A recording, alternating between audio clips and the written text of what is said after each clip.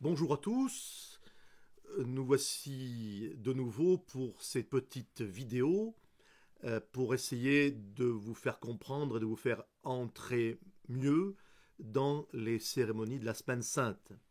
Aujourd'hui, eh bien, nous allons voir l'avant-dernière de ces grandes cérémonies, c'est le samedi saint avec la vigile pascale. Alors tout d'abord, le samedi saint, eh bien, l'Église honore, après avoir honoré si on peut dire, la passion et la mort de notre Seigneur, hier, vendredi saint, eh bien, aujourd'hui, elle honore la sépulture du corps du Christ et la descente de son âme aux limbes, aux enfers. C'est pourquoi ce jour, tout de même, reste encore consacré à la pénitence. On n'est pas encore dans la joie de Pâques. D'abord, il n'y avait pas de messe anciennement dans l'Église ce jour-là, il n'y avait même aucun office. Et aujourd'hui d'ailleurs, un peu en reste de cela, il n'y a pas de messe basse du tout. Aucun prêtre ne célèbre la messe basse. On ne dit que celle qui fait partie de l'office du soir, donc celle qui est célébrée par un prêtre. Cet office avait lieu dans les temps primitifs de l'Église, en pleine nuit, dans la nuit vraiment, hein, après minuit si vous voulez, entre le samedi et le dimanche. C'était ce qu'on appelait la grande veillée. Puis après, pour des questions un peu plus pratiques, on va dire, à partir du 8e siècle, eh bien, cette cérémonie fut avancée au samedi soir. Alors pour sanctifier ce jour, eh bien, nous devons tout d'abord nous inspirer des sentiments de foi et de piété qui animait les saintes femmes lorsqu'elles se rendirent au tombeau au matin de Pâques, et prendre aussi, ainsi, la résolution d'ensevelir dans ce même tombeau eh bien, nos péchés et nos convoitises, afin de vivre désormais de la vie de Jésus-Christ. Alors, quelles sont les principales cérémonies de l'office du samedi saint? Tout d'abord, il y a, alors là aussi elles sont très particulières et uniques dans l'année, quasiment uniques dans l'année, on y reviendra aussi dans quelques instants, il y a la bénédiction du feu nouveau. Ça, on ne le retrouve nulle part dans toute l'année liturgique. On bénit aussi les 5 grains d'encens qui seront mis plus tard dans le cierge pascal. On bénit donc après effectivement le cierge pascal. Il y a ensuite les leçons ou les prophéties. Euh, Après, il y a la bénédiction des fonds baptismaux et le chant de la litanie des saints, pardon. Et enfin, il y a la messe et les vêpres solennelles de la vigile, enfin de la nuit de Pâques. Tout dans cet office se rapporte à la résurrection du Sauveur, mais aussi au baptême des catéchumènes qui avait lieu à l'origine au cours de la cérémonie. Et ça reste d'ailleurs le cas, puisque normalement nous aurions dû baptiser des catéchumènes, enfin une catéchumène plus exactement, et pour les raisons du confinement, eh bien, nous sommes obligés de reporter ce baptême, ce que nous ferons lors de la vigile de la Pentecôte. Je vais y revenir aussi, parce que, enfin, on va y revenir, mais parce que à la vigile de la Pentecôte, eh bien, on pouvait aussi faire, et on peut aussi faire, la bénédiction des fonds baptismaux et de l'eau baptismale et baptiser les catéchumènes. Ce que nous ne pourrons pas faire cette année au cours de la vigile pascale, nous le ferons donc au cours de la vigile de la Pentecôte. Alors, voyons tout d'abord la bénédiction du feu nouveau, qui se fait en dehors de l'église. Pourquoi? Eh bien parce que le tombeau dont le Sauveur sortit glorieux se trouvait en dehors de la ville, en dehors de Jérusalem. Ce feu, que l'on tire d'un caillou, d'un silex, donc il est vraiment au plus naturel possible, il vient vraiment de la pierre, représente Jésus-Christ. Jésus-Christ qui est lumière du monde et surtout pierre angulaire de l'Église, qui va bientôt sortir du sépulcre à travers justement la pierre qui enferme l'entrée, pour éclairer le monde et l'embraser du feu de son amour. Ce feu nouveau, qui sert pour allumer toutes les lampes de l'Église, éteintes depuis le jeudi saint, figure aussi la loi nouvelle, qui remplace la loi ancienne représentée par les lampes éteintes.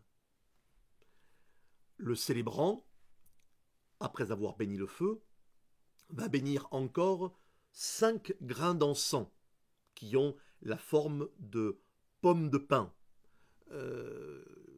parce que la pomme de pin est signe d'éternité. Et ces grains d'encens en forme de pommes de pin seront incrustés dans le cierge pascal pour représenter les aromates apportés au sépulcre par les saintes femmes. Après ces bénédictions, les ministres, le clergé, entrent dans l'église en procession. Alors, je parle toujours du cas où c'est bien sûr le cas normal de la messe solennelle. Pour nous, ce sera un petit peu différent ce soir. Mais dans le cas normal, donc, effectivement, le célébrant, les ministres, rentrent donc dans l'église, toujours revêtus des ornements violets. Le célébrant est en chape violette, le sous-diacre est en chasuble pliée violette, et le porte-croix en chasuble pliée violette. La chasuble pliée aussi le signe de la pénitence. Tous sont en violet, sauf le diacre. Sauf le diacre qui, lui, porte et a revêtu la dalmatique blanche. Et c'est lui, donc, qui va porter le signe de la résurrection, donc le trident, on va y revenir, mais surtout c'est lui qui va annoncer la résurrection pour rappeler que le Sauveur apparut d'abord à Madeleine et aux saintes femmes et qu'il les chargea d'annoncer sa résurrection aux apôtres. Donc c'est pour montrer que c'est d'abord le diacre qui va annoncer la résurrection, pour montrer que eh bien, c'est pas d'abord les prêtres, hein, si vous voulez, donc les apôtres qui ont annoncé en premier la résurrection. Ce sont les servants, donc les diacres, serviteurs. Dans le cas précis d'une cérémonie comme nous ferons nous ce soir, c'est-à-dire plus simple, sans diacre et sous-diacre, le célébrant quittera la chape et revêtira la dalmatique. Et il rentrera donc dans l'église avec le trident, je vais y revenir, et c'est lui qui chantera aussi l'exultet, revêtu de la dalmatique, donc comme s'il était le diacre. Voilà. Alors le diacre, donc, ou le célébrant habillé en diacre, porte en entrant dans l'église un roseau, donc une branche de roseau, mais qui a au sommet figé un cierge à 3 branches qu'il allume successivement en avançant dans l'église et en disant chaque fois et de plus en plus haut Lumen Christi, et l'on répond Deo gratias. Alors, ce roseau est enguirlandé de fleurs, et ce roseau est la figure de la faiblesse de la nature humaine que le Christ a revêtue par son incarnation. Et ce cierge donc, et le cierge qui est en haut du roseau, ce trident, hein, comme on l'appelle aussi communément, avec ces 3 branches qu'on allume successivement, eh bien, représentent, eux, la Sainte Trinité, dont la seconde personne a proclamé la divinité durant sa vie mortelle. Une fois que nous sommes arrivés, le clergé est arrivé donc dans l'église, dans le chœur, le cierge pascal, dans lequel le diacre a inséré 5 grains d'encens, est béni au chant de l'exultet. Il est ensuite allumé à tous les offices, hein, là je vous parle du cierge pascal en général, hein, donc le cierge pascal, dans lequel le diacre aura, on va y revenir, inséré 5 grains d'encens, va être béni donc dans le cadre du chant de l'exultet. Ce cierge pascal sera ensuite allumé à tous les offices liturgiques jusqu'à l'évangile de l'Ascension, parce qu'il représente le Christ ressuscité. Et il demeurera 40 jours encore sur la terre, donc jusqu'à l'Ascension.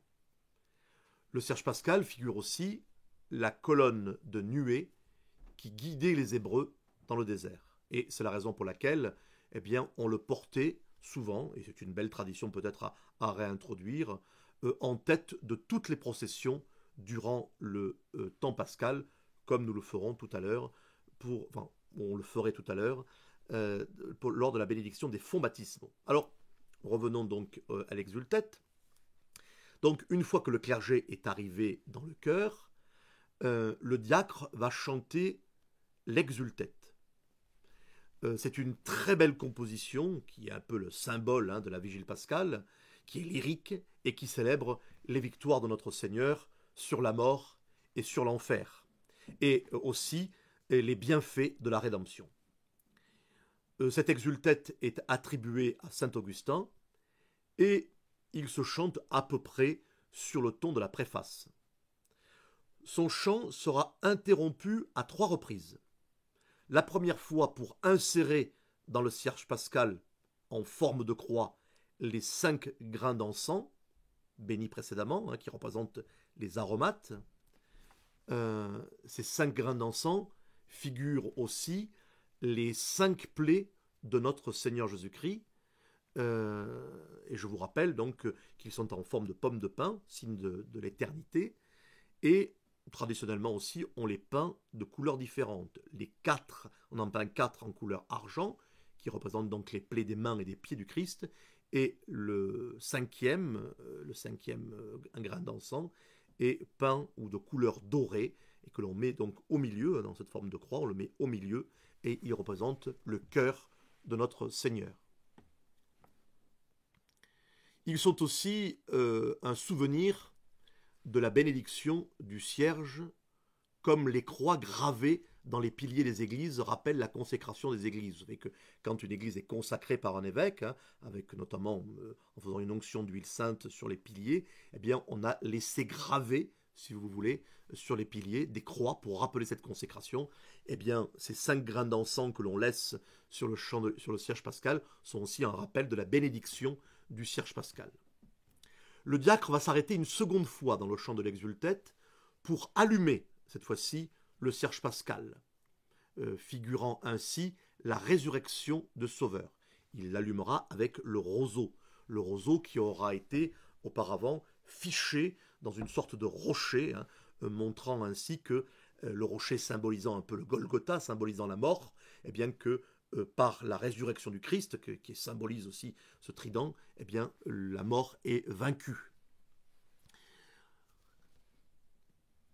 Et il s'arrête donc une 3e fois dans le chant de l'exultète pour allumer les lampes de l'Église et nous rappeler, par ces arrêts successifs, que la connaissance de la résurrection du Sauveur n'a été communiquée au peuple que peu à peu dans le cours des siècles. C'est pour ça qu'il y a ces 3 étapes, pour montrer justement la communication de la vérité du Christ par étapes dans le monde, même jusqu'au XXe siècle, puisque il y a des contrées qui n'ont connu le Christ qu'au XXe siècle. Suite donc au chant de l'exultète, le diacre ou le célébrant va enlever la dalmatique blanche et revêtir à nouveau les ornements violets. Donc on revient un peu en arrière, si vous voulez, d'une certaine manière, et l'on va chanter les leçons du samedi saint, ou ce que l'on appelle plus précisément les prophéties, parce que sur 12 lectures, eh bien 6 sont empruntées aux prophètes, et que toutes sont prophétiques, puisqu'elles symbolisent les conditions ou les effets de la régénération par le baptême. C'est aussi un peu toute l'histoire du salut qui va être rappelée par ces prophéties. Ces prophéties étaient lues autrefois en grec et en latin, donc ce n'était pas 12 mais 24 prophéties que l'on chantait, ce qui doublait donc le temps qu'on y employait forcément.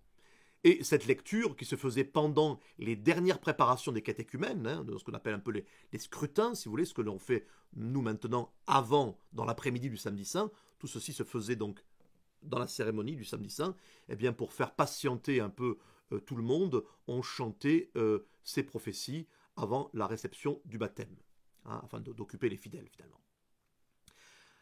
Avant l'oraison qui suit chaque lecture, après chaque prophétie il y a une lecture, eh bien il y avait la prière privée des fidèles, comme l'indique d'ailleurs le Flectamus génois qui la précède. Vous savez que, ce que je vous disais d'ailleurs hier, lorsqu'il y avait donc ces prières pénitentielles où le diacre disait Flectamus génois, eh bien entre le Flectamus génois que prononçait le diacre et le Lévaté que disait le sous-diacre, il y avait un temps assez long de quelques secondes, voire même peut-être quelques minutes, où les fidèles priaient eux-mêmes intérieurement. Tout ça a été un peu réduit pour éviter d'allonger les cérémonies. Eh bien justement, c'est un reste de ce qui se pratiquait donc dans la primitive Église, de cette prière personnelle des fidèles. Alors, on fait donc ces oraisons et ce flectamon genois à la suite de toutes les prophéties, sauf pour la 12e.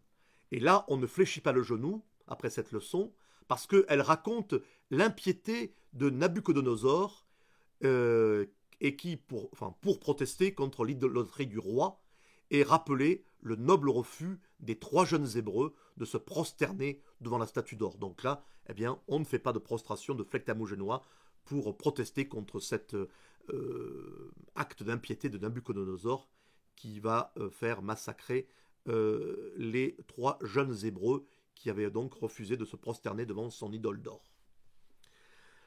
Alors, après ces 12 prophéties, vient la cérémonie que malheureusement nous ne ferons pas cette année, mais que je vous décris quand même parce que ça pourra vous servir pour l'année prochaine, qui est la bénédiction des fonts baptismaux. C'est un peu le centre aussi de cette vigile pascale, et qui se fait donc aussi, comme je vous le disais tout à l'heure, la veille de la Pentecôte, parce que c'était en ces 2 jours qu'avait lieu autrefois le baptême des catéchumènes. Donc cette année, en principe, la vigile de la Pentecôte, nous ne le faisons pas.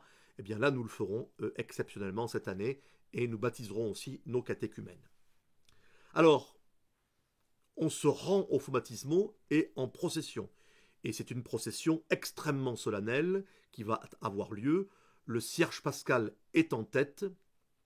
Tout le clergé donc se met en procession. Encensoir a été rempli.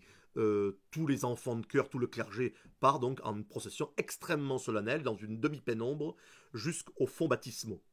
Et elle se fait au son de ce trait magnifique, sublime, qui est le sicut chervus, comme le cerf altéré soupire après les eaux, ainsi mon âme soupire après vous, ô mon Dieu.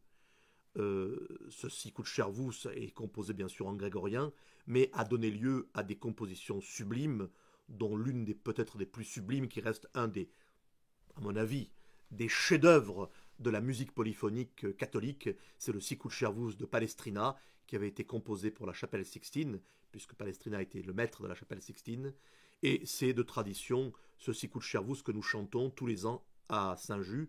Et outre la beauté de la pièce, la beauté des paroles, il y a aussi cette impression très forte que, après une cérémonie assez longue, qui aura duré presque 1h30, presque 2 heures entre les prophéties, la bénédiction du feu, extrêmement austère, parce qu'il n'y a que des chants grégoriens assez austères ou des psalmodies très austères, et bien d'un coup, dans cette procession, au cours de cette procession, eh bien surgit cette sublime polyphonie du sicut chervus, et c'est une impression extrêmement forte, et le sicut chervus finit par une sorte de hauteur sublime quand on arrive aux fonts baptismaux. Et on sent d'ailleurs le génie de Palestrina parce que cette musique, cette polyphonie s'adapte parfaitement au contexte liturgique, vraiment parfaitement. Donc, on part donc en procession au centre du sicut chervus, et ce sicut chervus, c'est bien ces expressions, parce que c'est le psalmiste qui c'est tiré des psaumes, bien sûr, eh bien, le psalmiste rappelle dans le sicut chervus qu'au 1er siècle de l'Église, les catéchumènes faisaient partie de cette procession et que les paroles que l'on chantait, donc, qui avaient été composées par le psalmiste avant qu'il y ait bien sûr les baptêmes, bien sûr, mais ça s'adapte parfaitement, traduisaient les aspirations de leur âme après les eaux purificatrices, les eaux du baptême. Donc ces cerfs assoiffés, c'est un peu ces catéchumènes qui sont assoiffés de l'eau baptismale et de la grâce de Dieu. La cérémonie de la bénédiction de l'eau baptismale remonte aux temps apostoliques. Elle est très très très ancienne, comme toutes ces cérémonies, je vous disais. Elle est très solennelle et elle a une préface, comme les grandes bénédictions solennelles qu'il y a dans l'Église, comme les cierges de la Chandeleur, comme les cendres, comme les rameaux et comme donc le cierge pascal. Pendant cette grande préface de la bénédiction de l'eau baptismale, des fonds baptismaux, le célébrant s'interrompt 7 fois, le 7 est le chiffre de la perfection, pour différentes cérémonies très significatives. Tout d'abord, avec la main, il va diviser l'eau en forme de croix, pour montrer que toute sa vertu régénératrice de l'eau lui vient de la croix. Ensuite, deuxièmement, il la touche de la main, en demandant à Dieu d'éloigner d'elle l'influence des esprits de malice. Troisièmement, il la bénit en formant sur elle 3 signes de croix. Quatrièmement, il la divise une seconde fois et en jette en forme de croix aux 4 points cardinaux, donc une partie, pour montrer que toutes les nations doivent être baptisées au nom des 3 personnes de la Sainte Trinité. Cinquième coupure, le célébrant souffle 3 fois sur l'eau en forme de croix, en demandant à Dieu de féconder cette eau, de la féconder par le Saint-Esprit, dont le nom latin d'ailleurs, spiritus, signifie justement souffle. Sixième interruption, il plonge dans l'eau 3 fois de suite l'extrémité inférieure du cierge pascal, qui avait été donc amené en procession, le cierge pascal figurant bien sûr le Christ sanctificateur. Les Grecs, les orthodoxes, les latins, les byzantins, pardon, qui n'ont pas de cierge pascal, y plongent eux le pied de la croix. Septième interruption, enfin, eh bien, le célébrant souffle de nouveau 3 fois sur l'eau, mais avec toujours le cierge pascal dans l'eau baptismale, dans l'eau qui va être l'eau baptismale, et il souffle dessus en forme de la lettre grecque psi, par laquelle commence dans cette langue, donc en grec, le mot esprit. L'eau bénite ainsi obtenue sert à garnir les bénitiers des églises et des maisons. Les fidèles en aspergent leur demeure pour attirer la protection de Dieu, imitant ainsi les Hébreux qui aspergeaient leur maison du sang de l'agneau pascal, afin d'être épargnés par l'ange exterminateur. L'eau bénite, qui doit servir à l'administration du baptême, est alors versée dans un autre vase, un vase spécial, et le célébrant la consacre en y ajoutant quelques gouttes d'huile des catéchumènes et de Saint-Crème. C'est aussi l'une des raisons pour lesquelles on ne fera pas la bénédiction de l'eau baptismale à la Vigile pascale cette année, c'est que nous n'avons pas encore les nouvelles huiles saintes, puisque, en raison du confinement, la messe chrismale a bien eu lieu, mais on n'a pas pu encore les recevoir. Outre qu'à Padre Pio, nous n'avons pas non plus de fonds baptismaux. Primitivement, après la bénédiction des fonds baptismaux, les catéchumènes recevaient le baptême par immersion, puis la confirmation dans la même cérémonie, et ils étaient revêtus d'une robe blanche qu'ils gardaient jusqu'au dimanche suivant, le dimanche en blanc, le dimanche in albis. Toute la semaine, ils étaient donc revêtus de cette robe blanche. Bien sûr, on a continué cette tradition de baptiser les catéchumènes la nuit de Pâques, donc cela vient de très très très loin, vient de l'époque des apôtres. La confirmation est souvent donnée maintenant après. Après cette bénédiction des fonds baptismaux, les fonds baptismaux ont été aussi encensés, et souvent d'ailleurs on a répandu tout autour des fonds baptismaux des herbes odorantes, les fonds baptismaux ont été recouverts de fleurs pour montrer la grandeur de cette eau baptismale. Eh bien, on chante les litanies des saints qui vont se chanter en revenant donc des fonds baptismaux jusqu'au chœur. À l'origine, sa litanie était chantée à l'église pendant qu'au baptistère, on donnait le baptême aux catéchumènes. C'est vrai que les baptistères étaient souvent en dehors de l'église. Eh bien, dans l'église, on chantait pendant que les catéchumènes étaient baptisés, on chantait à l'église les litanies des saints. Et puis on occupait d'une certaine manière aussi les fidèles durant cette longue cérémonie, que l'on répétait parfois jusqu'à 15 fois les litanies, de suite, la même invocation, parce que peut-être selon le nombre de baptisés que l'on avait. Aujourd'hui, chaque invocation est simplement doublée, voilà, et non pas, on ne va pas les répéter 15 fois. Voilà. Ensuite, après cette litanie, quand le prêtre est arrivé, ou les ministres sont arrivés, ils ont fait une prostration, comme on fait pendant la litanie des saints pour l'ordination sacerdotale. Hein. Cette litanie, c'est aussi à la fois invoquer les saints pour les baptiser, mais aussi se rappeler que notre Seigneur est descendu aux enfers pour libérer les âmes saintes qui attendaient. Et donc, c'est un peu l'entrée finalement des saints dans le paradis, cette litanie des saints. C'est magnifique d'ailleurs. Donc, suit cette litanie des saints, la messe solennelle, qui va commencer par le Kyrie, qui termine la litanie. Voilà. Les parties de la messe qui vont manquer à cette messe de la vigile sont assez nombreuses. Donc il n'y aura pas d'introïte, il n'y aura pas de psaume iudicame, il n'y aura pas de credo, il n'y aura pas de prière de l'offertoire, il n'y aura pas d'agnus dei, il n'y aura pas d'antenne de communion, et elles ne sont pas supprimées, si on peut dire. Mais on s'est contenté de ne pas les ajouter à cette messe, ce qui fait que la messe du samedi saint, telle qu'elle est célébrée, en grande majorité, à 98%, reste à peu près telle qu'elle était célébrée au IVe siècle. Donc c'est vraiment le côté très antique, encore une fois, de cette semaine sainte. Lorsque le célébrant va dire le Gloria in excelsis Deo, après le Kyrie, eh bien on va sonner toutes les cloches qui étaient silencieuses depuis le jeudi saint, et on va découvrir toutes les statues voilées depuis le dimanche de la Passion. Et traditionnellement aussi, maintenant que l'on a des lumières électriques, eh bien, on va allumer toutes les lumières de l'église, alors qu'on les avait allumées un petit peu, on va dire, à la fin du chant de l'exultète. Donc, et on découvre toutes les statues qui ont été couvertes depuis le dimanche de la Passion. Dans l'épître de cette messe de la Vigile, saint Paul avertit les nouveaux baptisés qu'après leur résurrection en Jésus-Christ, ils ne doivent plus se proposer d'autres fins que les choses du ciel.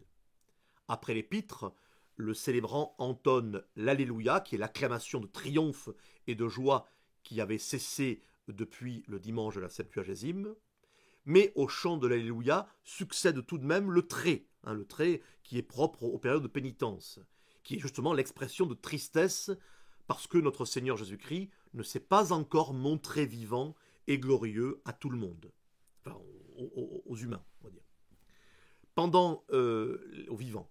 Pendant l'évangile qui raconte l'histoire de la résurrection, on ne porte pas les cierges, les acolytes ne portent pas les cierges, comme ils le font d'habitude à l'évangile, parce que le Sauveur n'avait point encore paru et que la foi était encore environnée d'obscurité. Mais en revanche, on encense le livre des évangiles pour rappeler l'encens et les parfums que portaient les saintes femmes en allant au sépulcre le matin de la résurrection. Les nouveaux baptisés communient au cours de cette messe de la vigile, et les fidèles qui n'avaient pas pu communier le vendredi saint peuvent s'approcher de la sainte table et communier. Ils pourront d'ailleurs, s'ils ont communié à cette messe de la vigile, communier aussi le lendemain à la messe de Pâques. Enfin, les vêpres qui se disent à la place de l'antienne de communion vont être donc récitées, vont être presque collées à la messe, et elles se composent d'un seul psaume, le psaume Laudate Dominum omnes gentes, qui a été précédé et suivi de 3 Alléluia. Le cantique du Magnificat, que l'on chante donc après à la fin des vêpres, comme d'habitude, sera précédé et suivi, lui, d'une antienne propre, l'antienne Vespere Autem Sabbati, et de l'oraison qui va tenir lieu de post-communion. 2 Alléluia sont ajoutés à l'Ite Missa Est et au Deo Gratias de la fin de la messe, et qui seront aussi récités durant tout le temps, tout l'octave de Pâques. Ces vêpres qui ont été introduites dans la messe ont eu pour origine l'invitation faite aux nouveaux baptisés de louer Dieu, Laudate Dominum, pour les 3 sacrements qu'ils venaient de recevoir, le baptême, la confirmation et l'Eucharistie. Voilà, chers amis, pour cette cérémonie de la Vigile pascale, que nous vous invitons bien sûr à suivre en direct sur YouTube ce soir avec nous à partir de 20h. Belle fin de semaine sainte, belle fin de Triduum, et je vous retrouve demain pour une petite vidéo sur le temps pascal et le dimanche de Pâques. Merci, que Dieu vous garde.